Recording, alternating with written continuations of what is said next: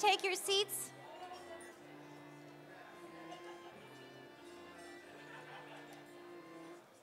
Good afternoon, everyone.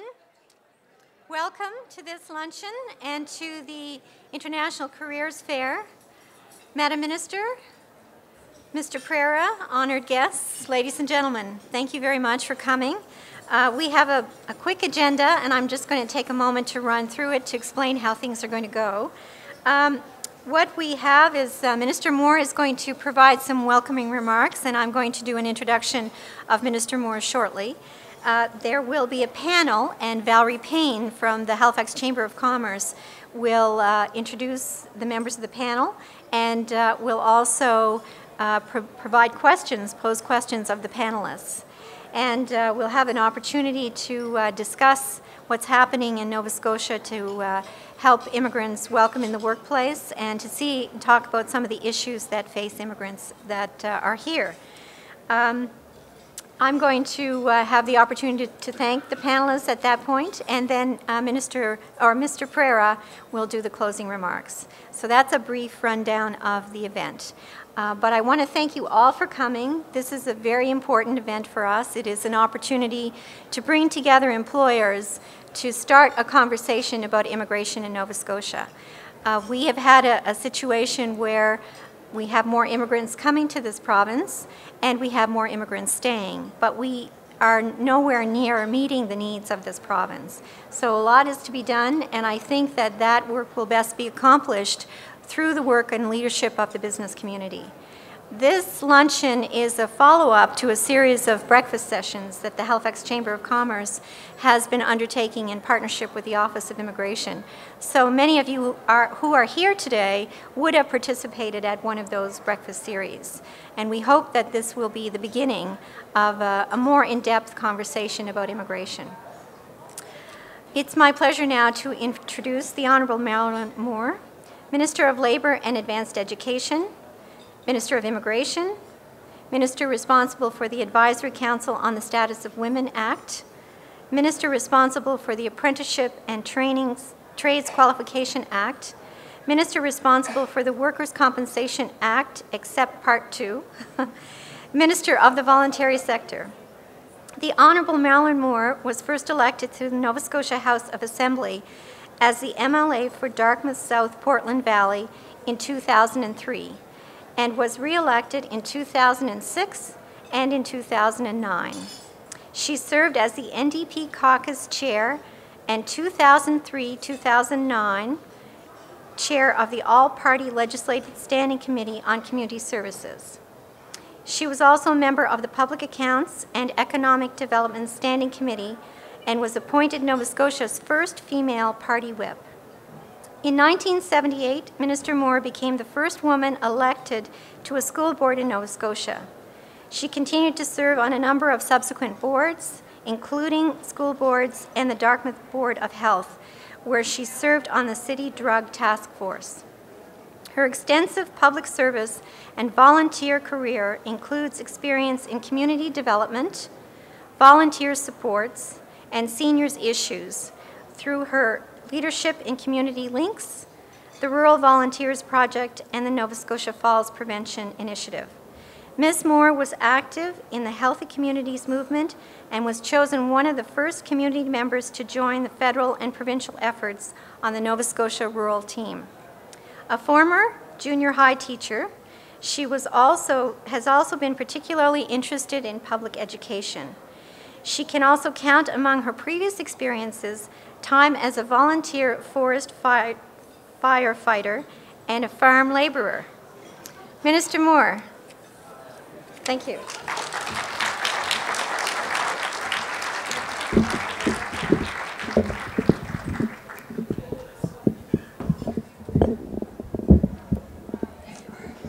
Thank you, Elizabeth. I guess Elizabeth didn't get the message that Marilyn Moore from Dartmouth would have done quite nicely. I'm delighted to be here today for our third International Careers Fair. New this year as a follow-up to the Halifax Chamber of Commerce breakfast series, as Elizabeth outlined, we are having a panel discussion with some of our business leaders and Valerie Payne, the President and CEO of the Chamber, will be the moderator. And a special thanks to Valerie and to our business leaders for participating in this panel. I'm looking forward to it. Also here today, I want to recognize Leonard Pereira. He is the Ministerial Assistant for the Office of Immigration and also the MLA for Halifax, Citadel, Sable Island. And certainly want to introduce our new Deputy Minister of the Department of Labour and Advanced Education, Sandra McKenzie. Now, as I look around, I see a room full of opportunities for employers, immigrants, international graduates, as well as temporary foreign workers. Mega projects such as the shipbuilding and the Lower Churchill Energy Project are changing the province's economic future. It's an economic future that will bring Nova Scotians back to our province and keep our young people from leaving. These economic opportunities will also attract professional and innovative immigrants, like those of you here today. Attracting skilled workers is critical if we are to innovate, compete, and grow. We have a future where we have the exciting but still daunting challenge of having an overabundance of high-skilled, high-paying jobs without the right workers to fill them, instead of the traditional Nova Scotia challenge of not having enough work to go around. And it's happening because of our changing demographics. The shift to an older population, at the same time fewer young people are entering the workforce, is now a reality. Over the next 10 years, Nova Scotia's working age population will decline by 47,000 people. Complicating matters is the change in the labor market. The labor needs of today are very different from those of even 10 years ago. Our new immigration strategy, Welcome Home to Nova Scotia, is responding to these challenges. It is our most ambitious and focused immigration plan ever, and one of the most comprehensive strategies in the country. Our goal is to increase immigration by 2020, welcoming a total of 7,200 people as new Nova Scotians, and increasing our retention rate to 70%. It complements our workforce strategy and jobs here by targeting international workers with the technical skills and international contacts the province needs to become more innovative, productive, and competitive, and keeping them here. Today's International Careers Fair is a great example of how we are working more closely with employers, community organizations, and labor to ensure the province attracts immigrants whose skills are most needed in the workforce. This fair is a perfect opportunity for Nova Scotia businesses to connect with skilled international workers, international students and graduates, as well as temporary foreign workers. Immigrants can help employers grow their market by tapping into a resource of educated individuals with highly specialized abilities and language skills. Immigrants bring fresh perspectives on work processes and networks abroad.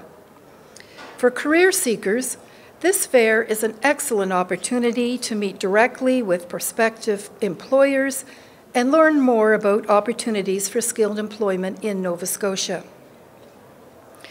I would like to take this opportunity to thank the following partners for helping us organize today's fair: Immigrant Settlement and Integration Services, Halifax Chamber of Commerce, Greater Halifax Partnership, Nova Scotia Business Inc., Pier 21, Dalhousie University, and Sedin. Also the Nova Scotia Regional Development Association. And thank you all for coming to today's International Careers Fair. One recognizes how busy each of us is, and I think it's very significant that you have all chosen to make this a highlight of your day. So I look forward to the panel discussion as well as the opportunity to visit the booths. Enjoy your meal, and thank you very much.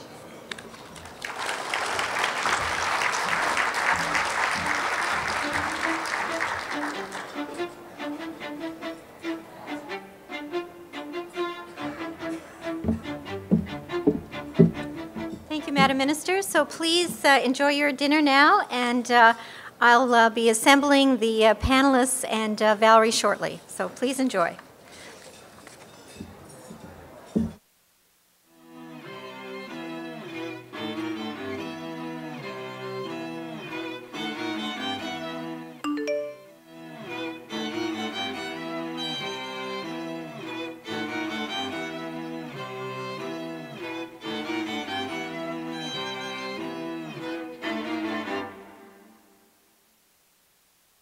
To Nova Scotia to make Nova Scotia her home with her family, and she was looking for a job opportunity. At that time, I worked for voluntary economic planning, and in that role, I knew the business, labor, community leaders of this province. So during our discussion over lunch, I talked about who's who in Nova Scotia, and she talked to me about her experience and her interests.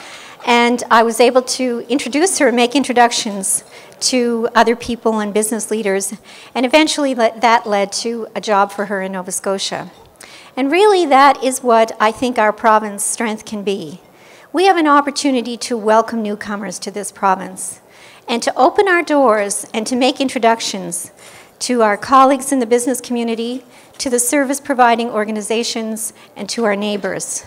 And I think that experience I had with Valerie is something that she and I have both continued to pass on in all the years since then.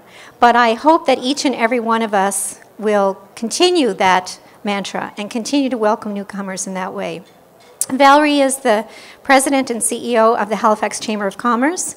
And over the years, we've had a lot of opportunity to work together. Most recently, Valerie and the Chamber has hosted a series of breakfast meetings with business leaders and with newcomers. And this has resulted in this lunch today, and I hope the beginning of many more conversations that we need to have. Everybody seems to have an opinion about immigration, but I think we need to have an in-depth, informed discussion about immigration and where we need to go to make this a very successful program and strategy of the future. So Valerie, I invite you to come to the stage.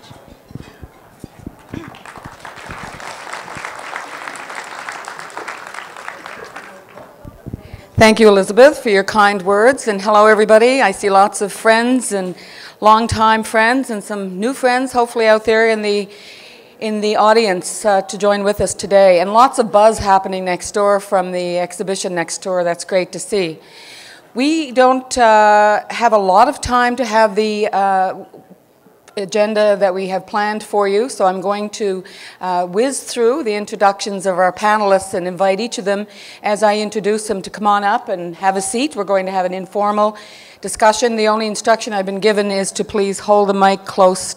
I hope everybody can hear me at the back. Hold the mic close when you come up and start chatting. It's my role as well to keep everybody moving so we get it through as much of our discussion as we possibly can. And I'm pretty sure the panelists might be around for a few minutes afterwards, or you could follow up with them as well. Many of you in the room would already know that the Chamber has been hosting a series of issues on various themes over the past little while, most specifically and focused on immigration with the Nova Scotia Office of Immigration, and some of you might have been there, further adding to the years of work that the Chamber's already been doing on the immigration file, way back to policy work on the provincial nominee program and many, many years, and I have my VP of Policy, Nancy Conrad, here with me, who could perhaps speak to that even more. The discussions coming out of these breakfasts have served as a valuable information and feedback both for our organization's work at the Chamber of Commerce, particularly in the area of workplace and labor issues. as we heard referred to. And chill still runs down my spine every time I hear those numbers, Minister.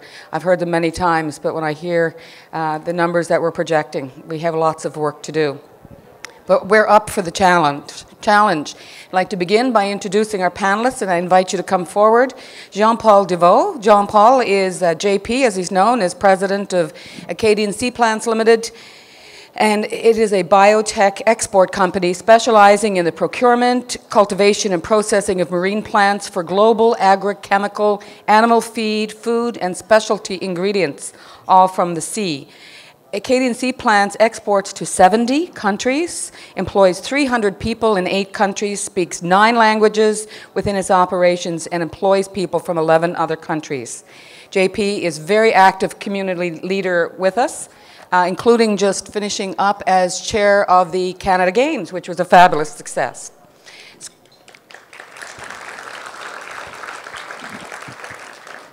Scott Montreal. Scott, am I pronouncing your name properly? Oh.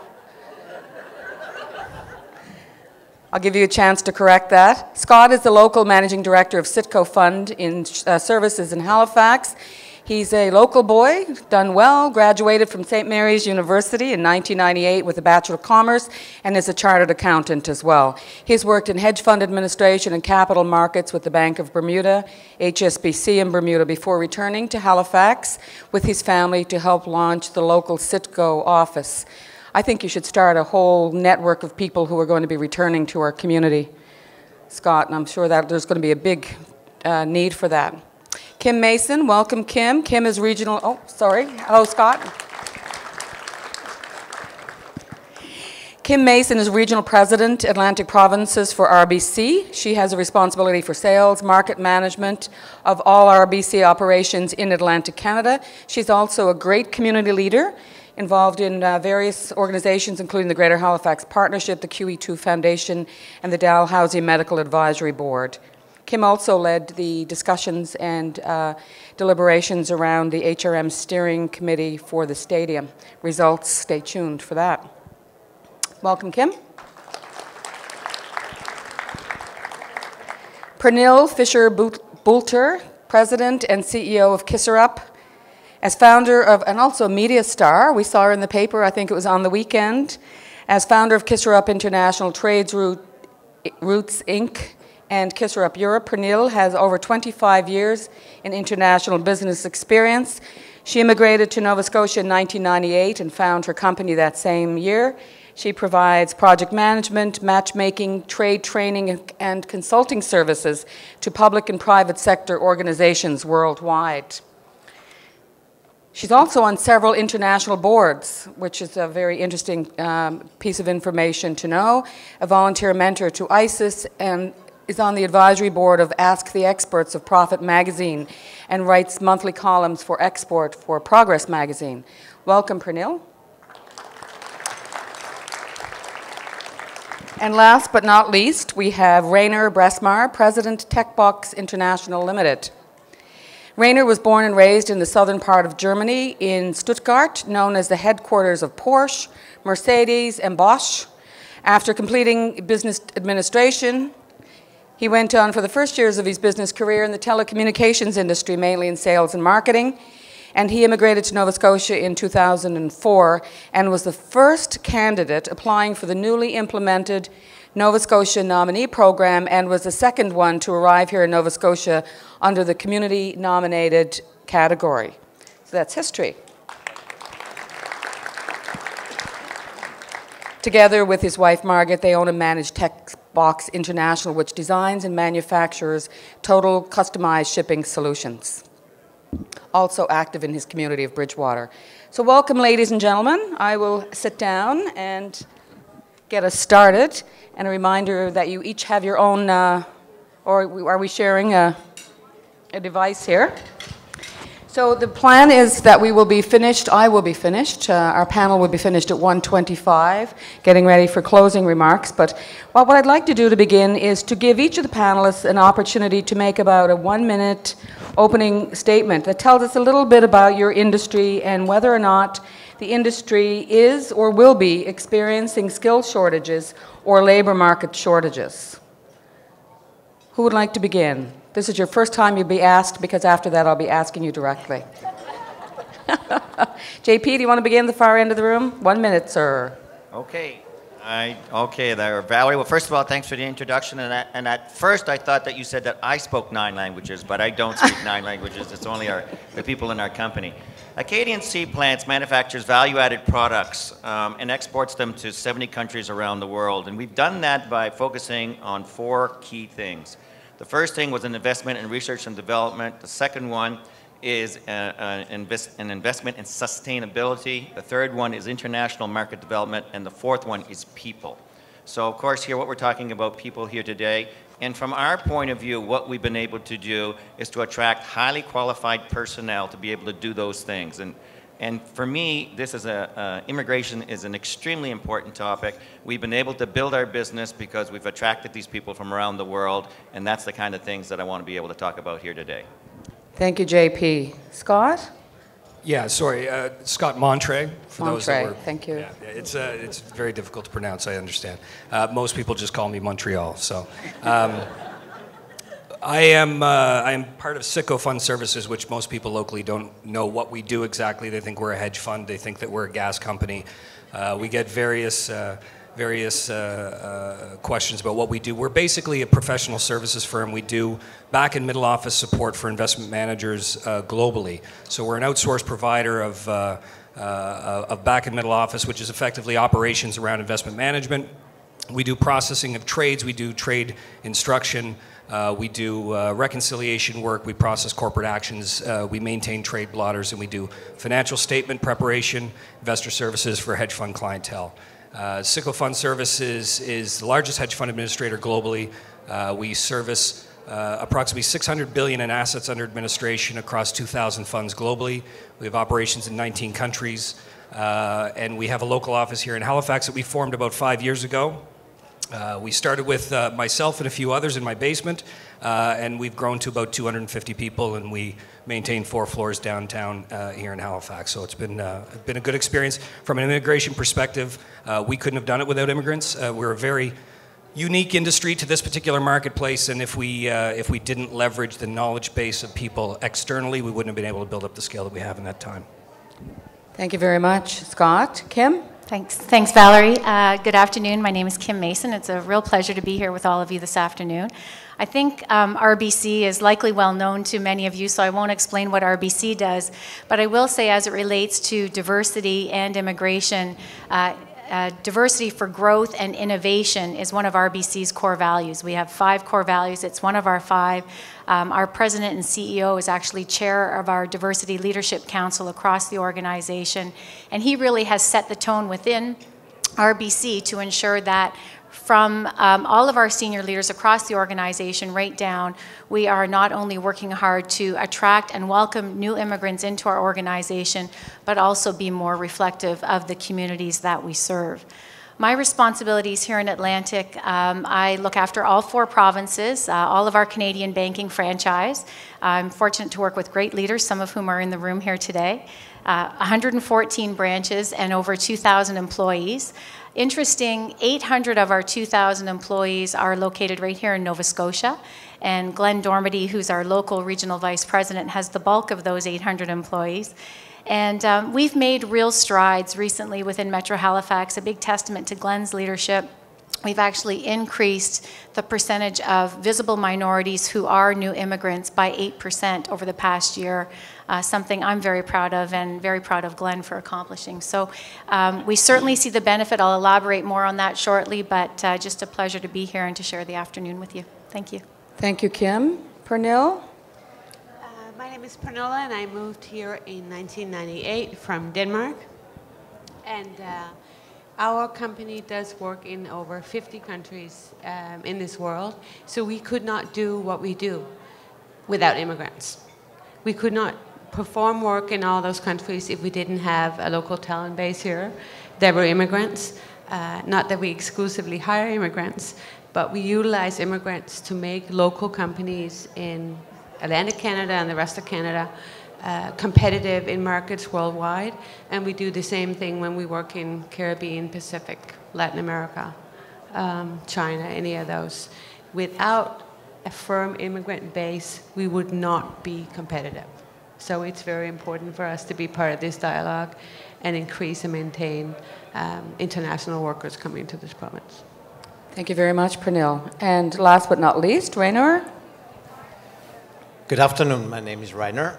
I arrived 2004 with my family here in Nova Scotia, and we had originally a business plan which was related to the tourism industry. We have not enough time to explain you what all went wrong there, but after 3 months, I basically had been at the point to think about what to do because plan A failed and I didn't have a plan B.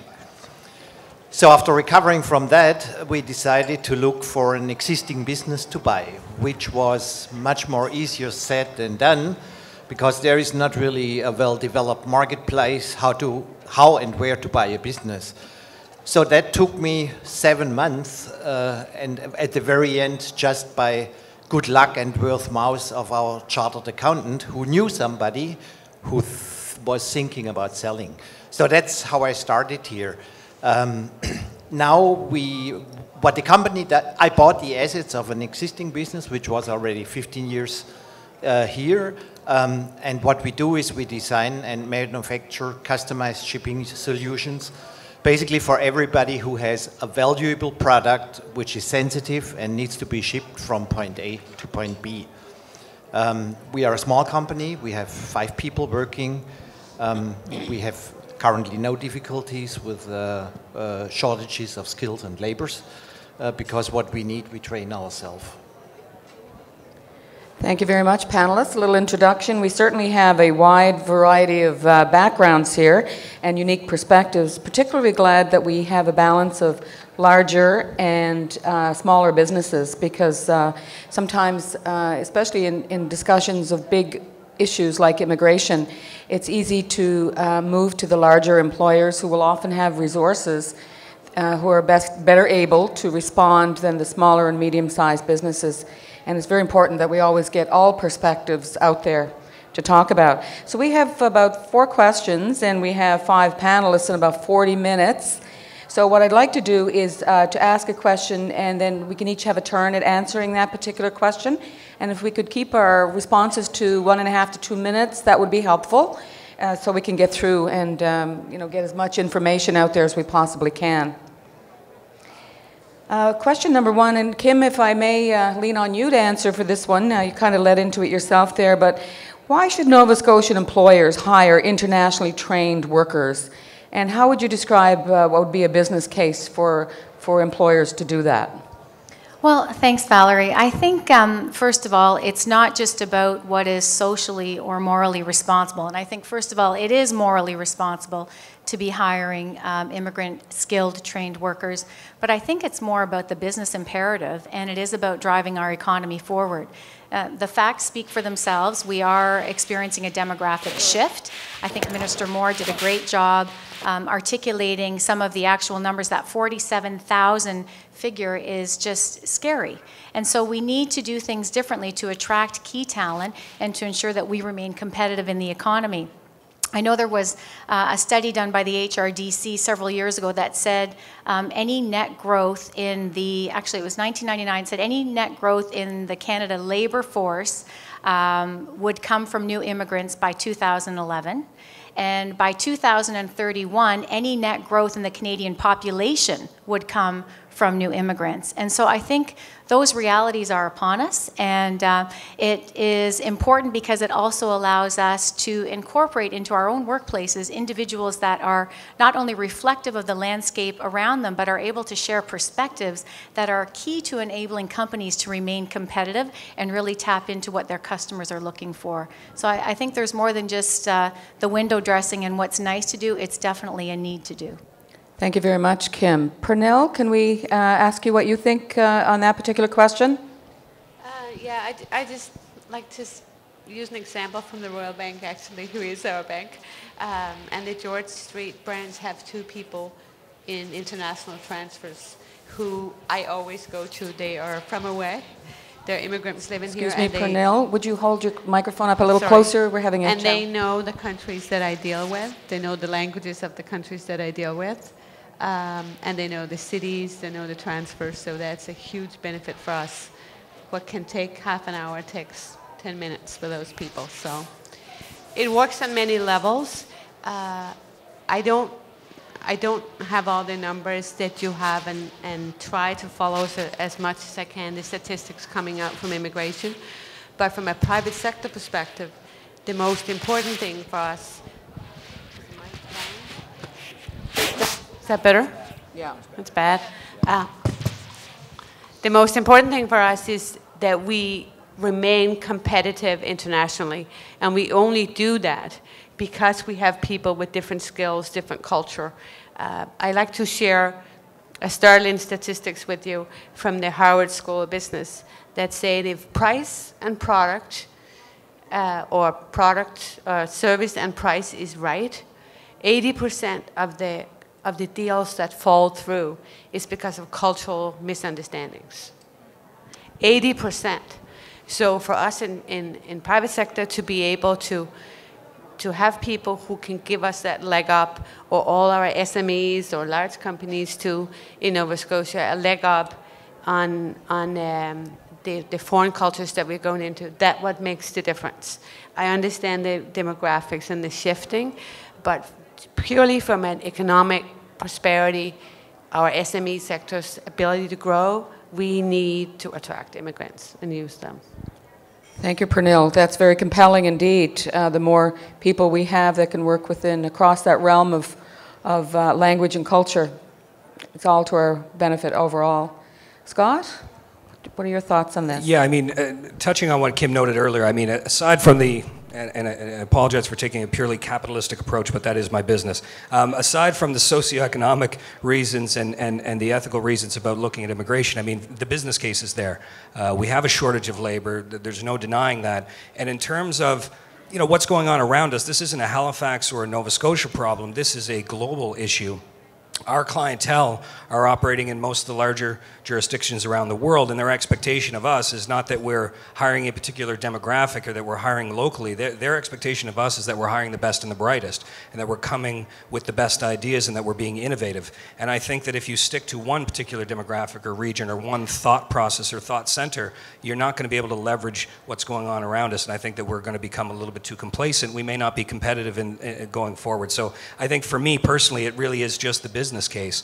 We're operating in an increasingly globalized environment, and if we don't realize that and we don't adjust to that and adapt to that and become more globalized ourselves, I think that we're going to feel the effects of it in the near future.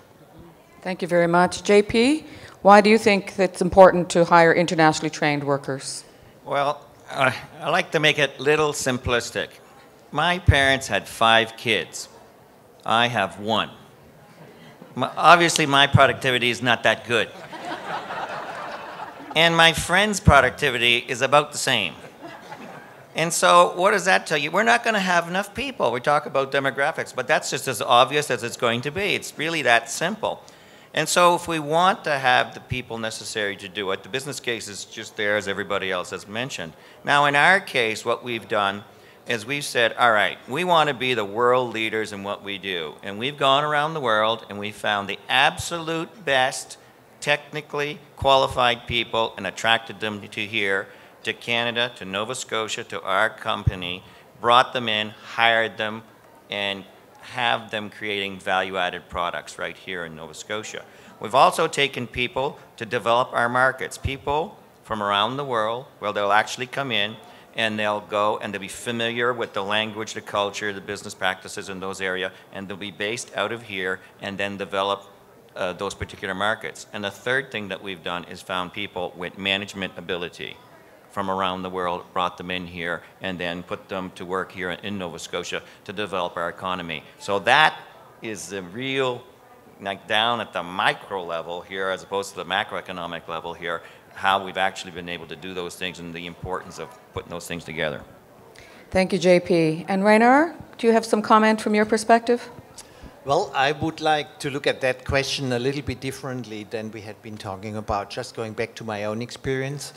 How difficult it is to find an existing business. And I remember I was in 2004 at a presentation from the RDA where Leon Hatchie from CFIB made a great presentation and told me there are 5,000 businesses which will change ownership. I think it was over the next 5 years. I think it was Atlantic Canada, where there is no family member planned to take over the business.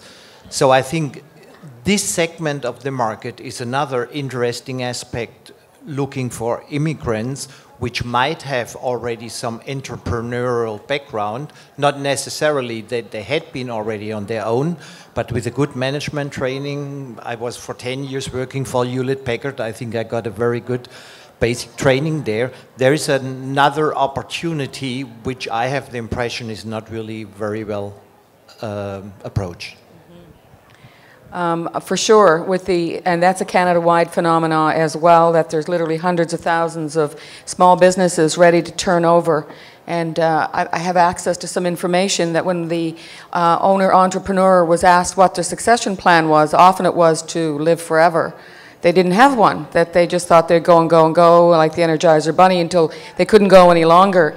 What would be a real shame would be to see some of these very small businesses, which I think a lot of them are, but not all, to turn the key, turn off the lights and walk away. That's what we don't want, that there has been a lot of equity put into these businesses, and there is opportunity. So as happens, as was mentioned when I met Elizabeth 20 years ago when I came here, things haven't changed a lot in how information gets moved around a community like ours.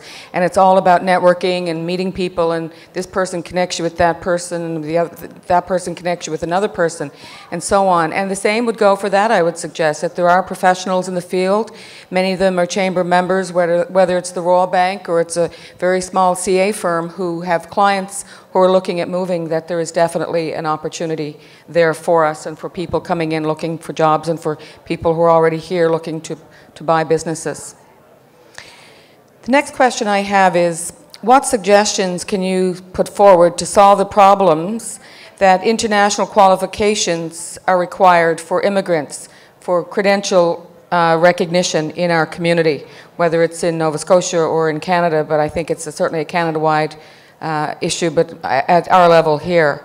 And JP, perhaps we'll begin with you with that one. Oh, that's one of my favorite topics. Well, I think when you look at foreign credential recognition, I think this is something that's it's a really important issue, because we've all gotten into a taxi and somebody's driving it and you start asking their background, and sooner or later you find out that they're an engineer or a doctor or something along those lines. And there's something fundamentally wrong with that, because we're not taking these people and then using their skills. So what can we do about that? Now, there is a challenge in terms of immigration. The federal government has its responsibilities, and the provincial government has its responsibilities there. And it's a challenge in working those two systems together to make it work, but there is many things that can be done. The associations that we have that recognize credentials, many of them are provincial jurisdiction. And so one of the things that we could do as a province right here in Nova Scotia, we could, by legislation, instruct the associations to be able to say, hey, we want you to find the path to take those parts of the world, whether it's countries or it's institutions and so on and so forth, and recognize the ones that have equal standards as ours, such that there would be a very small amount of time for those people that are already qualified to then be able to come and work and be productive in our society. You're going to have the ones that are going to have less education. You're going to have the ones that are going to be they're not going to be there at all, and they're going to have to start over again. That's the way it is in the world, unfortunately. But I think if we were to do that as a province and to be one step ahead of every other province in the country, we would then be putting out a sign to all those immigrants, come to Nova Scotia, come here, we'll recognize you, and we want you to be here. That is something that we can do right here in Nova Scotia, and I think that's a way that we can be one step ahead of the rest of the country. Thank you very much, JP. Rainer, how about we begin at the other side of the room? Do you have any comment from your experience in the small business side? Well, on that one, I don't have direct own experience, but I have quite a bit of friends around me. And for example, we have very good close friends which are Germany-trained doctors. And I feel it's a shame. I cannot find with my family doctor in Bridgewater a family doctor. And there are well-trained doctors around which could, for reasons which are hard to understand, not practice. So that's something where there's a big mismatch and where I think improvements have to be done. Thank you. I know we've been talking about this for a long time, and I believe we've been doing some work, but obviously we need to keep the foot on that gas pedal. Scott? Yeah, I don't have a lot of direct experience or exposure with it. Most of the disciplines that we require are internationally recognized CFAs, financial advisory designations. We do look for a lot of accounting designations as well, but again, we're a global company. We're very well versed in the various jurisdictions and equivalent accounting designations like ACA or CIMA or things of that nature. So I don't have direct experience, but going back to something that JP said as he was talking, it kind of hit a chord. And he's absolutely right. I mean, my wife and I, we were immigrants. We left Canada. We went to Bermuda. Tough choice. And when we went there, part of it was in the recognition that I was a Canadian chartered accountant, and my skill set would be recognized and accepted and appreciated. My wife was a registered nurse, and part of our search process at that point in time was finding areas of the world that sounded nice, that we could actually both practice those professions. So, when he was talking, it kind of hit a chord that absolutely, that makes a ton of sense. And I think, I stand to be corrected, but I think that certain professions are better situated in that they already have established memorandums of understanding and so on with different countries, such as the CA. Yeah, that was one of the other things I was going to mention, is the fact that a lot of these designations, at least again from the accounting world perspective, there's a lot of talk about consolidation around the rules and guidelines. So again, our professions are becoming increasingly globalized. So, I think there's probably a lot more that we can do from a medical and technical perspective, but I think the world is shifting irrespective of whether we do or not. Mm-hmm. Thank you. Pernille, do you have anything to add to that? Yeah, there's been a lot of talk lately about the Canada-EU economic partnership agreement being negotiated, but I think it belongs on a federal level too, that not necessarily with Department of Immigration, but Department of International Trade and Foreign Affairs, that MRAs or mutually recognized agreements become part of the trade negotiations. I think that's critical. It's on the table now for Europe, I think. I don't know if it's on the table for Canada CARICOM. And on that level, it can be driven by Canadian associations as well, looking at the mutual recognized agreements, which will not only give us an opportunity to recognize foreign credentials, but also have ours recognized when we go out and try and land jobs around the world. Mm-hmm. Yeah, thank you. Very good point. There was a whole half-day session this morning on the EU agreement. I know that, so there's still lots of opportunity there. Kim? Valerie always does a great job of keeping us on the clock, so I'll be brief. But just to say, first of all, I'm completely aligned with JP's thinking around this, in that if there is a way that we can lead on recognizing accreditations that are attained internationally here in Nova Scotia, I think that would definitely be a competitive advantage. One thing that we do know about these individuals is they have an aptitude for learning and a desire to improve themselves, and the commitment to follow that through. So, it's not often that you know that when you look at someone as a potential employee, so knowing that is certainly an advantage. But if we are successful in being a leader here in the province of Nova Scotia, then I think the role we can play is one of advocacy. Because it's not just about then being able to promote ourselves as the province that welcomes and recognizes. It is one of advocacy then across the country. And like Scott, we're in a very highly regulated industry where our regulators determine what accreditations are required. But one like the CFP is, I believe, the only designation that is a little more recognized internationally, but it still comes with yes, but, yes, but, yes, but. In other words, we recognize you have the CFP, but we'd like you also to further that accreditation here. So it does make the challenge that much greater, and I think if we do play a role in advocacy, then maybe we can break down some of those barriers that exist. Some great points there. Thank you all very much. The next question is a very broad question, so perhaps if I can begin with Rainer on this one. What advice would you have for Nova Scotia employers? That's a very broad question, so you can just come at it whatever occurs to you.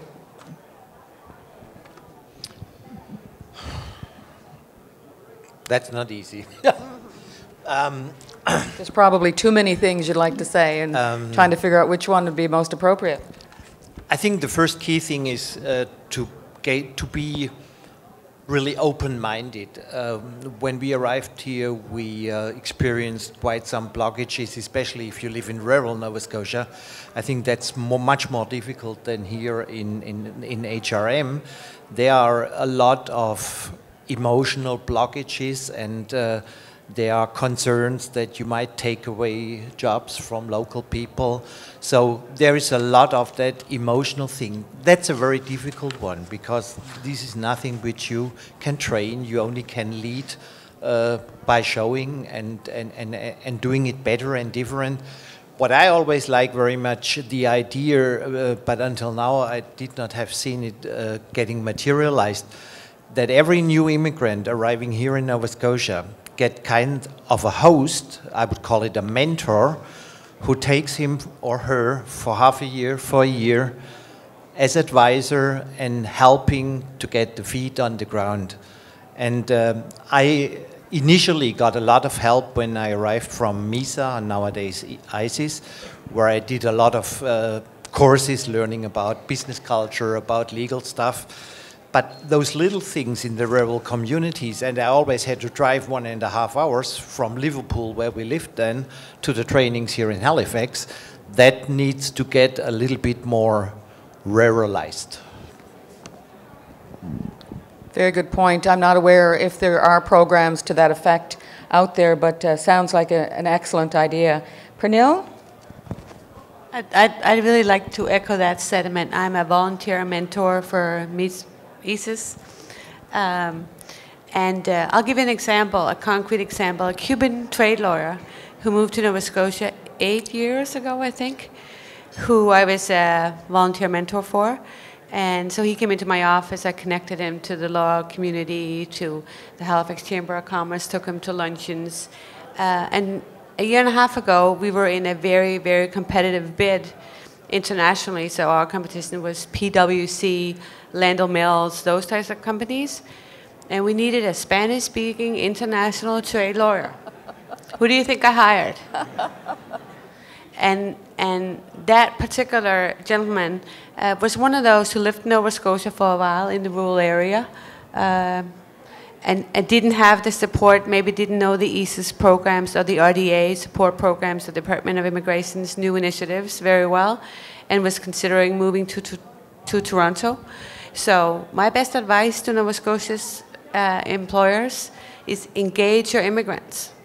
I came here with a background in IT. I ran an American computer company in Europe, and in 1998, nobody was interested in Europe. I didn't know anything about the US other than the company originated there. So every IT job that I looked at, people discounted me because I didn't know anything about the US market. The ones who hired me and made me stay were the ones who looked at where I came from, which was the Nordic countries. I had no idea of fishing or of oil and gas, but it's where I could add value because of my culture. So engage your immigrants. That's what makes us stay. I feel very passionate about that. Yes, thank you. It shows, and I think it would be shared by most in the room today. Kim? Thanks, Valerie. It's engage their immigrants, I think, is absolutely right. And I would also offer, consider the markets that engaging immigrants will give you access to on a proactive basis as opposed to reactive. So I think Pernille just gave us a great example of needing to have a Spanish lawyer available to assist her. And In that case, that's reactive, and that was absolutely the right thing to do, but I think we also know that Purnell takes a very proactive approach, and I would encourage you to take a proactive approach if you haven't already done so, and then see the benefit that comes. So I'll just share two very brief examples. Within the Metro Halifax market and Glenn Dormity's market here, he has two individuals that have allowed him to tap very successfully into two markets that we otherwise did not have a footprint. The first is the Filipino community, which exists around the Clayton Park area. We have an individual in our Clayton Park branch. She's a senior account manager. I would say 75% of her calendar on a weekly basis is filled with appointments with individuals from within the Filipino community. And she speaks Tagalog. It's enabled her to meet with people that otherwise we were not able to meet with and speak their language. She leverages mobile technology to go out and meet with them in their places of work and meet their colleagues and also in their homes. Then we have another individual that is at our Spring Garden and Summer branch. I almost said the old location. And he is Tim Zhao. He speaks Mandarin and Cantonese. He works very closely with Dalhousie and St. Mary's, particularly St. Mary's. He volunteers there in one of their programs where he is able to really penetrate the student population, and 50% of his sales come from client referrals. Imagine having 50% of your sales come from referrals and not really having to reach out to get them. So a true benefit there. And my last bit of advice would just be to build structure around your goals. And when you build structure around your goals, inevitably they're that much easier to achieve. We have very prescriptive goals around hiring new immigrants, and we have a structure to enable them to feel very comfortable. I share my goals with my senior leadership team. They share it with their branch managers all across the provinces, and we have 8 within the 8 markets that I have across the provinces. We have 8 diversity leadership councils, and Glenn here in Metro Halifax has a Newcomers to Canada committee that he also is very actively involved in to ensure that we embrace new immigrants that come to RBC as employees and then help them tap into the local community. So there's so much I could share there, but I'll leave it at that. Thank you, Kim. Some great practices there for all of us, and I'm sure you and your team leaders would be open to discussion around that if others wanted to emulate some of the great things you're doing. Scott, what would be your advice for Nova Scotia employers? Yeah, I would just say give it a try. I mean, I think there's a lot of people that are probably just nervous about going through the process. I mean, I know we were initially. It is a very daunting task to go through a resume that has educational experience that doesn't quite translate to what we would expect or what we understand. Getting involved in interviews with people that English is a second language, there can be some translation gaps there. But you know, from our perspective, we wouldn't exist here at the size we were. We wouldn't have hired the same number of people if we weren't able to leverage the immigrant community. As an example, and we've actually found it to be a bit of a competitive advantage for us locally. As a brief example, I can tell you one of the first career events that we attended was actually here at the Kennard Centre, and it was just a student career fair. And we had first set up our booth. It was the first time we'd ever done it, and we were trying to get our name out there. And you know, we had a certain number of passerbys, and it went great. The next year we came back, and we had crowds of people standing around us, and it was interesting because, you know, when you looked at them, you went, wow, I have a lot of Chinese people that are standing around, and I don't know why. I don't know if there's a society that's here or what. And so I asked them, I just said generally, you know, why, I notice you're all standing here waiting, and I don't want you to wait for too long, but why are you here? You know, is there a particular reason? And they said, we heard you hire Chinese. And I said, well, we don't hire Chinese, we hire people. We hire the best and the brightest. And since then, we've kind of created, if you come to our office, I mean, it's very interesting. We always talk about the Sicko Foreign Legion. We basically have people from all walks of life all around the globe, and it comes together really nice. Now it's not abnormal. It's a normal process, and it's actually created a very competitive advantage, I think, for us in that we're able to draw from communities. They'll approach us as opposed to us having to reach out.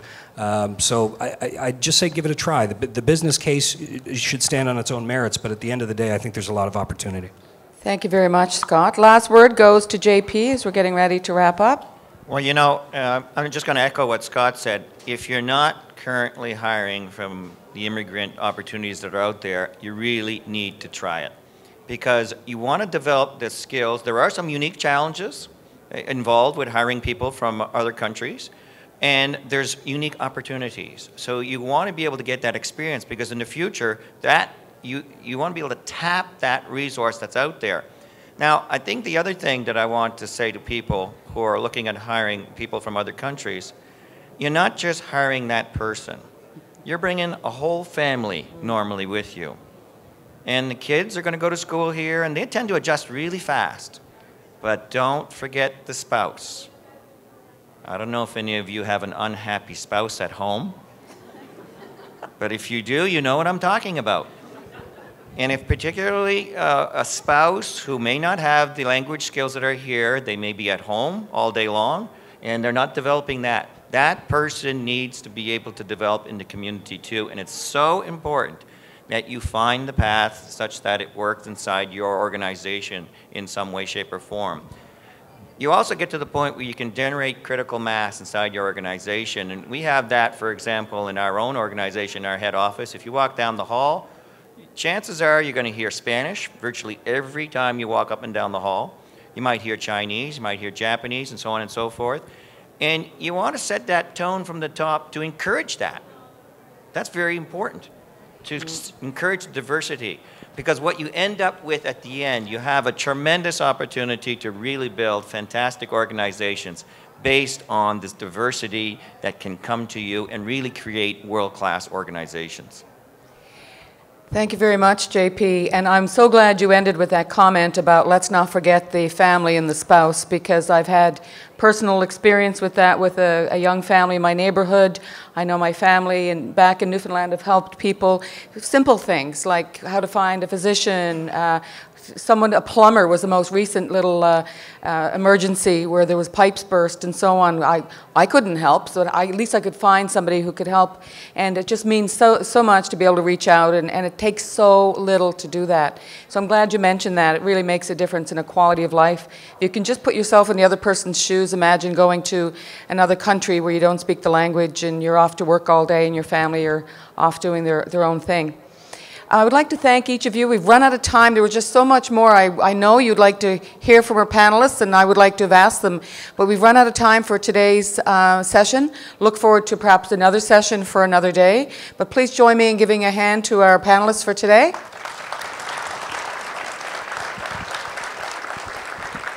And I'm inviting up, but I'm asking the panelists if they would vacate the stage, because this is being filmed.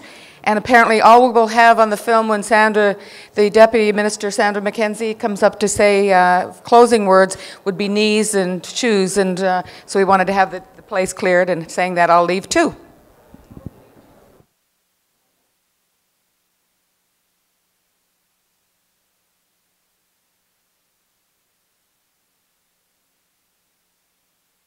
No. Okay, I guess I'll do it from up here.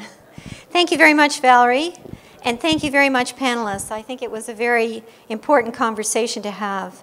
And as I said earlier, immigration is discussed a lot. Valerie said that at almost every single chamber event, people talk about the importance and the need for immigration. But I don't think we really understand it from our own commitment, the things that we need to do as employers and as co-workers and as neighbors. And this conversation, I think, begins to open the door so that we can really understand the importance of it. JP talked about the fact that we have to be experienced and we have to be ready. We know from the research that Labor and Advanced Education has done that there is going to be a tremendous gap with the demand for skilled workers and the actual supply of skilled workers. And we know that this gap is going to become very obvious by 2015. And at that time, we will be doing everything we possibly can to train and retrain Nova Scotians to meet the skill needs. We'll be doing everything we possibly can to bring people home and bring people to Nova Scotia. But the gap will still be there. And the gap is going to be from 3,000 to 8,000 people, skilled workers and their families, that we will need in Nova Scotia. So JP is absolutely right. We have to start now. We have to be ready. The federal government is talking about a new program, a new immigration program called Expression of Interest. And what this means is that immigrants will put in their resumes into a central pool, and employers will be able to tap into that resource of potential talent. And that sounds great, but if we are not experienced employers, if we haven't been employing immigrants to date, we will be behind Alberta, BC, Ontario. So we have to be ready and working at this now. So I think JP is absolutely right. Now is the time to start broadening who we are hiring and